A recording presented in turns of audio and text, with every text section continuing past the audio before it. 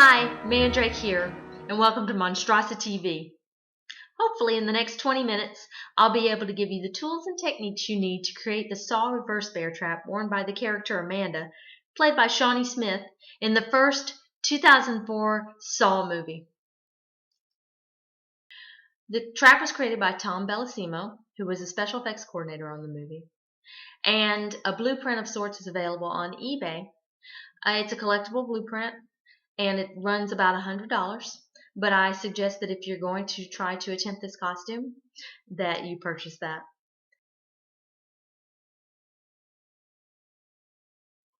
The collectible poster is sold by Tom, so it has a little bit of authenticity there. It's also signed and numbered, so it makes a good companion piece when you do finish your trap. It gives you a good guesstimation of size and scale. However, because the blueprint was made after the movie, it's not an exact blueprint of the trap from the movie. If you're going for screen accuracy, you might not really be able to utilize it too much. However, like I said, it's a great collectible piece. If you're just going for the feel and the spirit of the costume, then I highly suggest you purchase it. It helped me immensely. A few things you should know before you attempt this costume. It's on screen about 4 minutes.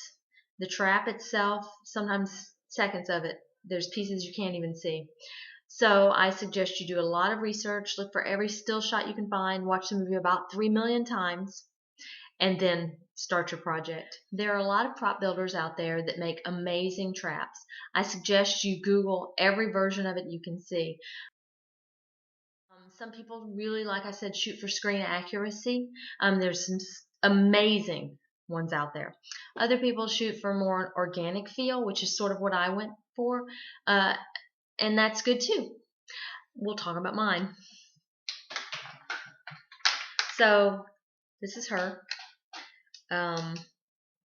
We'll get a better look at it in a minute, but it weighs about 7 pounds, which is okay for about 30 minutes of wear. Yes, Shawnee signed it. And then after that, it's okay for about 30 more of painful wear, and then I'm done for the night. I will go into great detail, but very quick detail, about the creation. There's a lot of real metal in this prop. The screws are real metal. These are real bike parts. If you're good at fabricating resin pieces, you might consider doing it in resin.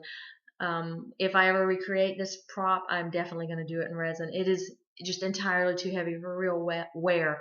What it's become is a glorified paperweight. Great companion piece to my poster, great conversation piece, great for a tabletop thing or whatever. But if you want to wear this as a costume piece, you really need to make it out of lighter materials. These pieces right here are made out of thick 2-ply poster board with foam on the inside. These pieces right here are made from plastic tubing cut in half, fitted along it, and then adhered with JB Weld. I'll be posting in a moment some step-by-step pictures so you can kind of see it in the build process, but I just want to give you an idea of how the things that I did were translated. So this right here is a real metal piece. It's a camera part, and God only knows what kind of camera part it is. I am a costume cobbler. If I find something, I throw it in a big box of junk, and then that box of junk becomes where I dig my prop pieces from. So this is a camera piece, and this is wooden, and it was modeled after this piece, because if you'll look at the real prop, it does have that real screw. All these are real. It adds a lot of weight. Like I said, if you are good with resin, you need to shoot for resin on these. The framework is made out of a lightweight aluminum, which is good because it did cut down on the weight. This is a real plumbing piece. Again, that adds weight. This is a plastic, a PVC plumbing fitting. real bike parts, cardboard on the inside, real nuts and bolts. Now, the back of the trap is probably the part that I'm most proud of, because if you'll notice in the movie, there's very little footage of the back. Now, this is obviously not a real clock. Let me get it a little bit closer so you can see it up close. Well, not that close. There. So this is not a real clock. Clearly, it's not ticking. But when I looked online for a black-faced timer with the two little things like that, I found that they ran about $100, and I was not about to put $100 into this on top of all the other odds and ends I had to put into it. So what I did was I got a Maybelline makeup compact. And I find that a lot of times when I'm working on a prop, I'll wander around the house looking for the pieces that I need. If I'm not sure how to build something, I'll just wander around until something catches my eye. In this case, my empty makeup compact caught my eye. The makeup had been broken out for whatever reason in the bottom of my purse. So I continued to hollow it out, got all the makeup out, cleaned it out, made a color print of the clock face, because they're everywhere. Put a piece of plastic on the front, and this right here is just a jelly bracelet, cut in half, cut the excess and made it to fit, glued it down. This piece right here is probably what I would consider a hot mess of costume. As you can see, it's just a jumble. I watched the movie over and over and over again, trying to figure out what the hell this was, and I could never figure it out. So this is my interpretation of what that was on the back of the trap. I have no idea what it is. If somebody knows, please tell me, because if I ever recreate this in a lighter weight material, I'd like to recreate this to be authentic. Anytime you see springs on my trap, they're copper wire, because it's easy to coil around something, create a spring, and then I glued it into place. I can't even remember what this is. Just some piece of junk I had lying around, no joke, in my garage. Another piece of junk, some just odds and ends, screws and bolts. This is sponge. Seriously, don't know what it is, but cohesively, it all works.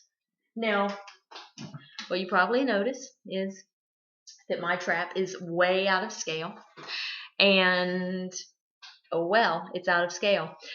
She evolved like this, and she felt like bigger was better, because ain't it always?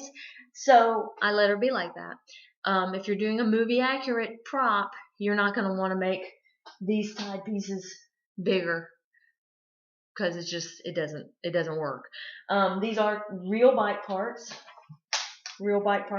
from two different bikes. One was my son's, and one was one that somebody just gave me. The kindness of strangers, who are no longer strangers now, they're my friends.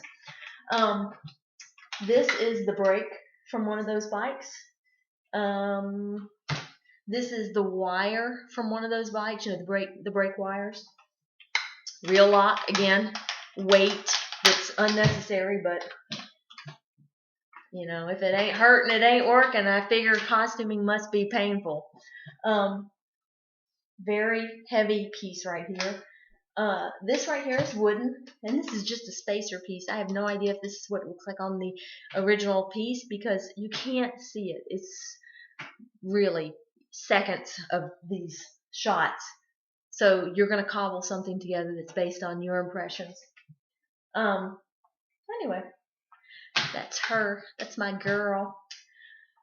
These pieces right here, these foam pieces, were done because it really hurts to wear this trap. It's incredibly painful, and I'm not kidding when I say I can only wear it for tops an hour. After about 30 minutes, the top of my head is killing me. Also, when I wear it, because it's big enough to get around my head, it means there's space once I get it on my head. So here, I have a piece of foam that I just put there basically like that over my face in a la Bane. So I'm not able to breathe very well when I'm wearing this. But it does hold it in place. Otherwise, it would be real sloppy. It would fall around my face a lot. Here I have foam. Here I have foam. All of it to hold it in place. Again, if you had resin, you could create something that conform to your face. In a dream world, I would have it where it opened up here and it hinged here. I could pull it open, put it on, and it would be a nice tight fit. But dream worlds don't always happen. These are also real nuts and bolts all the way across. Like I said, JB Weld, in any place that I felt like it needed to look like it was a welded piece, I used JB Weld. I also used glue gun glue because once it's painted, it also has that same look. And then for these, I have the regular nut on top and then underneath that one. And these are glued down, so they won't come loose. But they're purely, visual. They're not in any way holding anything together. Now, these two pieces right here, they're not held together by the screws. They're held together by glue and whatnot. But they're glued together here, and they're glued together on the back of the trap. So, just so you can see, and the underside too, because the bottom of it is just as important as the top. So anyway, and in a moment I'll post pictures of the build. So, if you're going to do the saw trap, you want to do the whole trap. If you're female, or if you've got a girl to model this trap for you, do everything you can to make it comfortable, and then you need to create the rest of the costume. So the rest of the costume consists of a purple shirt with detached sleeves. Now, in my case, I couldn't find a purple shirt with detached sleeves, so I took a tank top and a purple tank top. I actually bought 2 purple tank tops. One was just as is, with blood dripping down the front because she is quite bloody. And then I used the other one to create the sleeves that started about here and went down. And then there's black electrical tape around her wrists. So you have to make it fit pretty tight. One thing I found to keep it from sliding off your arms constantly, because it will, is underneath is to kind of attach them with just a few small threads so that it's attached to the regular shirt. She wears an A-line mini skirt, just real simple black thigh highs, and you can't ever see her feet really, so just pick some sexy boots. She also has a smoky eye, really smoky eye. Pertrilude has a great simple tutorial. I highly suggest him. He is my absolute favorite makeup artist. Yes, I'm plugging. Also, on her left shoulder, I believe it's her left shoulder, she has a Black Panther. He's in a position where his right hand is up, his left hand is down, paw, I guess. His right paw is down and his left paw is up, and his tail curves in a reverse J. It's a Black Panther. Temporary tattoos, you can find this particular tattoo everywhere. You can find both versions, so make sure that when you buy it, if you really want to be screen accurate, you buy it with all of his paws doing the right thing. I was lucky enough to find my tattoo at a Pizza Hut in one of those novelty machines, and it only cost me $5. I just kept putting money in until eventually I got the tattoo. So you could probably get it for $5 on eBay without having to gamble with the Pizza Hut machine. Anyway, so what follows will be a series of the builds with captions underneath to tell you what I'm doing, and then completed costume. And I was lucky enough to meet Shawnee Smith, and as you see, wrong side. As you see, I got her signature, and that was pretty cool. She actually commented on how heavy I was, and I went totally fangirl on her, and I was like, yeah, when you were wearing it, I thought about you when you were, dork moment. But it was cool to get her to sign it, and it was cool. Now if I can only get a couple more members of the cast to sign it, my collection will be complete. Although, I don't know, not a lot of room to sign it on. But anyway, I hope this crazy tutorial helps you, and if you have any questions, I'm more than happy to help you. My email is below. And if you create this prop and you want to show it to me, you want to show off, I'd love to see it.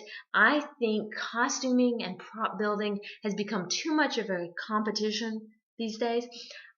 I got into this because it's fun. I didn't get into this because I wanted to be the next big thing or because I wanted to make a shit ton of money, okay, or whatever. I got into this because I love costumes. I love creating things. I love making something and then seeing it come to life. If it's not for me, for someone else. And I hope that you can find that excitement in costuming like I've found. And if you do, please share it with me so I can share it with everyone else, because I'm all about no competition.